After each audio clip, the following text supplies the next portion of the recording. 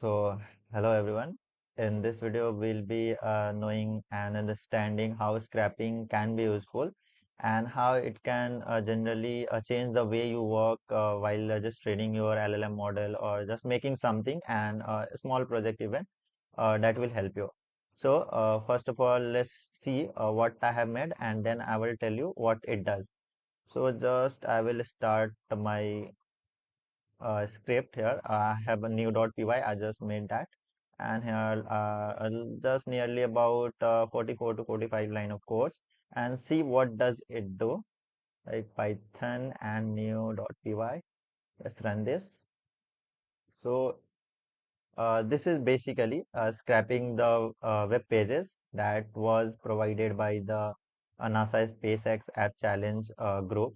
And here, it is doing it's a scrapping, but I will just terminate it at this point, and I will just look at this scrapped articles.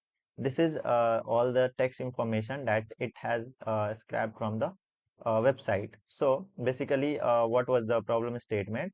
Basically, we have to build a space biology knowledge engine, and for that we need lots of data just to give as a context to our LLM.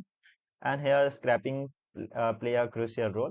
Like I have total nearly 600 website research papers and this information, and then I have a link to all that web pages, and it is listed here. So basically the plan was to go manually to each site and scrap the data, but this will literally take the lots of time. But here what I am doing, I just analyze the page structure, and we all know that we can get that by just using the console, and we'll just document, and then using a document function. Okay, document, yeah, document, or it is not a function. Okay. By running this, here we will get all the document structure, and in that you have to just find out on in which part we are getting the most of our data. Like if you will just inspect, this is the only part where most of the data lies, and in this section. Okay, in this section most of the data is inside, and in this main id main content, and inside that there are lots of places. Like if you want to just get the abstract and to just rank these papers, you can just use the vector database. You can make the vector database of this abstract and then rank those links there. So what my code is doing here, where we have this CSV file where we have the titles and the links to each site, and then in we are just using basic Python code. So here we are just importing the pandas as PD as usual to deal with this CSV file, and request to handle the outgoing and incoming request, HTTPS request.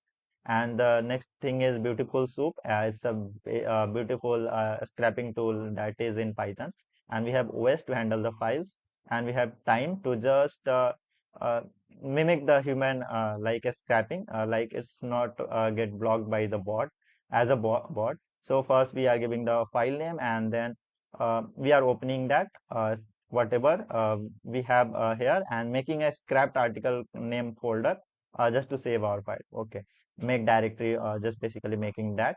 And header, it is like I'm just giving a random kind of a user agent thing that it will be not detected as a block, and it otherwise it will get you 403 error. uh, so the next thing is we are just getting the each link and each title.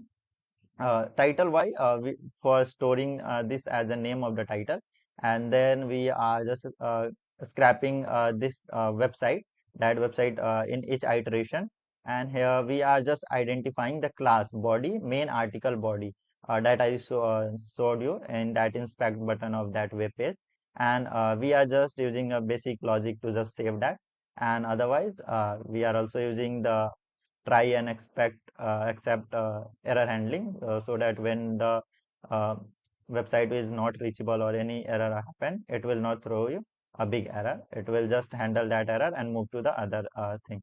So this is the way that I have scrapped a total 600 of the articles from each website, and it will nearly take 4 to 5 minutes to scrap all those.